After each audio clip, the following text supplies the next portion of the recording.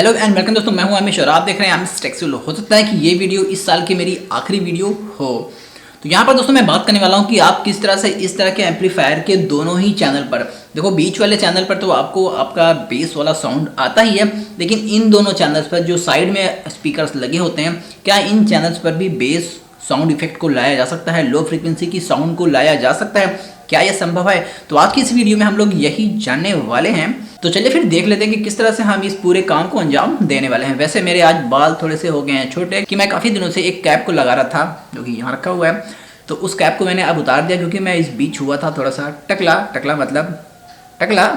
तो अब थोड़े से बाल आ गए हैं, तो यार आई थिंक काम चल सकता है, शायद काम चला लेना भाई। अगर थोड़ा बहुत बुरा लग रहा हो कि भाई आपके ये बाल कैसे हो गए, चुने चुने हो गए, तो मुझे बता देना है, मैं कल से फिर से कैप को इस्तेमाल कर लिया करूंगा। तो चलिए फिर जल्दी से अपनी इस वीडियो को स्टार्ट कर लेते हैं। तो दोस्तों जैसे कि आप यहाँ पर देख सकते हैं कि यहाँ पर मेरा पूरा सेटअप हमेशा की तरह रेडी है। ये है मेरे वो दो स्पीकर जो लेफ्ट और राइट चैनल का काम करने वाले हैं। ये है मेरा मेन स्पीकर जो कि वूफर का काम कर रहा है। ये है 5 एम्पियर का ट्रांसफार्मर जो कि 12 पर काम कर रहा है, और ये है हमारा 2.1 का होम थिएटर का सर्किट बोर्ड, और वो रहा हमारा छोटू सा मोबाइल जो कि है सैमसंग का। तो चलिए फिर यहाँ पर टेस्ट कर लेते हैं कि बिना साउंड में कोई भी मॉडिफिकेशन किए जो साउंड आने वाली है वो कैसी है।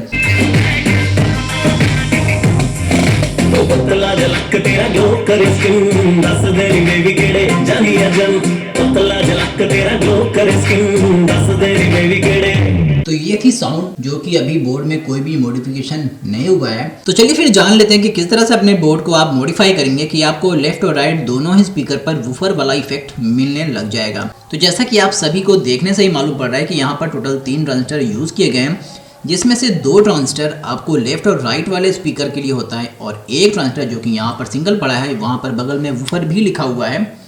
तो ये वाला जो ट्रांजिस्टर है वो आपके वूफर वाले स्पीकर के आउटपुट के लिए लगाया गया है। तो अगर आप ज़रा सा ध्यान लगाएं तो आपको मालूम होगा कि 4558 वाली आईसी को सिर्फ इसीलिए लगाया गया है ताकि आपकी मोबाइल से या फिर लैपटॉप से आ रही वॉइस में से लो वाली फ्रीक्वेंसी साउंड को वो एक तरफ कर ले और उसे भेज देता है इस ट्रांजिस्टर के पिन नंबर 1 पर। और इन दोनों ट्रांजिस्टर पर आपको डायरेक्ट कोई भी यहाँ पर फिल्ट्रेशन नहीं होता है, वो डायरेक्ट आपके मोबाइल से आ रही साउंड को ही इन दोनों ही ट्रांजिस्टर के 1 वाले लेग पर भेज देते हैं। तो आपको करना क्या है कि इन दोनों ही ट्रांजिस्टर के पिन नंबर 1 यानी लेग नंबर 1 का जो सर्किट है उसे ब्रेक कर लेना है। यहाँ पर आपको लगा हुआ मिल जाएगा एक कैपेसिटर, तो इन दोनों ही कैपेसिटर को आपको निकाल लेना है। तो ध्यान रहे आपको इस वाले आईसी पर ही जो लो फ्रीक्वेंसी आ रही है पिन नंबर 1 पर, उसी को हमें साथ में लेकर के चलना है।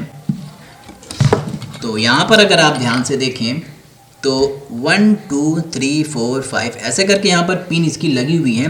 तो इस वाले पिन पर जो कि पिन नंबर 1 है, मैं थोड़ा जूम करके आपको दिखा देता हूँ, तो इसी से हमें करना है एक जंपर कनेक्ट। लेकिन दोस्तों जंपर कनेक्ट करने से पहले आपको करना क्या होगा कि इन दोनों ही ट्रांजिस्टर पर जो पिन नंबर 1 पर लगी हुई कैपेसिटर है उसे अलग कर लेना है, ताकि यहाँ पर जो आउटपुट ऑलरेडी आ रहा है आपके डायरेक्ट लैपटॉप या फिर मोबाइल से वो ना पहुँच पाए। आपको मैं एक बार पलट करके दिखा देता हूँ। जैसे कि यहाँ पर ये लगा हुआ है ये वाला कैपेसिटर, तो जस्ट यहाँ पर ये वाला आप ये देख सकते हैं। तो मैं इसे ही अलग करने वाला हूँ और उसके बाद इस वाले कैपेसिटर को भी मैं अलग करने वाला हूँ।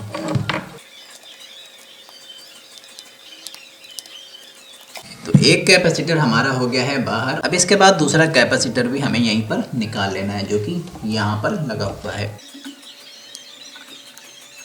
तो हमारा ये कैपेसिटर भी आ गया है बाहर।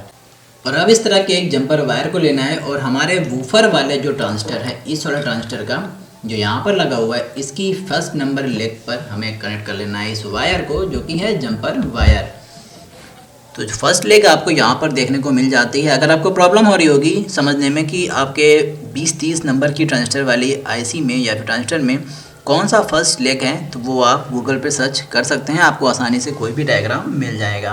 और यही जंपर अब कनेक्ट होगा हमारे उस कैपेसिटर के लेग पर जो कि ऊपर की ओर, जो कि डायरेक्ट कनेक्ट हो रहा होगा आपकी पिन नंबर 1 पर, बाकी ये दोनों ही चैनल के ट्रांजिस्टर पर। तो वो एक मुझे मिल रहा है यहाँ पर और दूसरा हमारा है यहाँ पर। तो ये दोनों ही हो चुके हैं कनेक्ट। अब आपको जो आउटपुट मिलेगा वो 4558 की लो फ्रीक्वेंसी वाले फिल्टर्ड साउंड वाली क्वालिटी मिलने वाली है।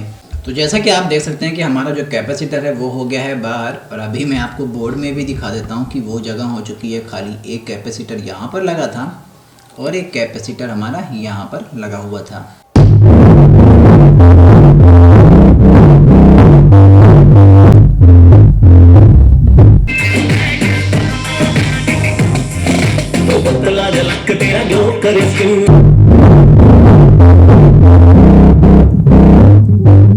तो यार मैं वीडियो अभी एडिट करने जब बैठा तो मुझे मालूम पड़ा कि जो वॉइस आई है, यानी जो रिकॉर्ड हुआ है साउंड सिस्टम के साथ बजने के टाइम पर, वो इतना ज़्यादा गड़बड़ जैसी आवाज़ आई है कि मैं उसको कहीं से भी समझा ही नहीं सकता आपको कि ये ऐसा क्यों होता है। एक चीज़ और कि आपको मैं बता देता हूँ कि कभी भी अगर आपके स्पीकर से या फिर कहीं पर भी स्पीकर बज रहा हो और उसमें से अगर वूफर यानी बेस अच्छा खासा आ रहा हो, तो अगर आप अपने मोबाइल को कभी भी उसके करीब ले जा करके ऑडियो को रिकॉर्ड करने की कोशिश करेंगे तो आपको जो वॉइस आएगी वो बिल्कुल ही एकदम टूटी फूटी, एकदम कबाड़ आवाज़ आएगी।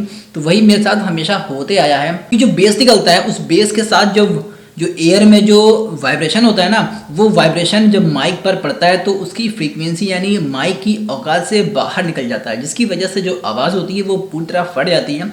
अगर मेरी बातों पर यकीन नहीं हो रहा हो तो आपके घर में अगर होम थिएटर हो तो एक काम करना, अपना स्मार्टफोन लेना, होम थिएटर का जो मेन वाला होल होता है जहाँ से एयर आ रही होती है, अब वहाँ पर रख करके अपने वॉइस को रिकॉर्ड करना, यानी उसके वॉइस को रिकॉर्ड करना। या फिर कहीं पर डीजे बज रहा हो, कहीं पर शादी हो, वहाँ पर जब डीजे अच्छी तरह बज रहा हो तो जितना हो सके उतना करीब में लेके जाइए और एक बार रिकॉर्ड करके सुनिए, तो आपको मेरी बातों पर यकीन हो जाएगा। वही बिल्कुल सेम टू सेम चीज़ें मेरे साथ लगातार होती जा रही हैं, क्योंकि मैं एम्पलीफायर पर वीडियोज़ बना रहा हूँ तो मेरे साथ ये होंगी ही। तो आई होप आपको समझ में आ गया होगा। बहुत ही सिंपल सा प्रोसेस है, मैं एक बार आपको फिर से समझा देता हूँ। मैंने ऑलरेडी बहुत बार समझा दिया इस वीडियो में कि आपको करना केवल इतना है कि जो लेफ़्ट और राइट के स्पीकर्स के जो कैपेसिटर होते हैं पिन नंबर 1 पर लगे हुए, उन्हें निकाल लेना है, और जो हमारा वूफर वाला ट्रांजिस्टर होता है उस पर जो पिन नंबर 1 पर जो भी आवाज़ आ रही होती है उसी पर एक जंपर लगा लेना है, और वो जाना है, कनेक्ट होना है हमारे स्पीकर के लेफ़्ट और राइट वाले दोनों ही स्पीकर के पिन नंबर 1 पर। बस इतना सही काम है और आपको आपके तीनों स्पीकर पर जो लो फ्रीक्वेंसी पर जो बेस बज रहा होता है वही आपको सुनाई देगा।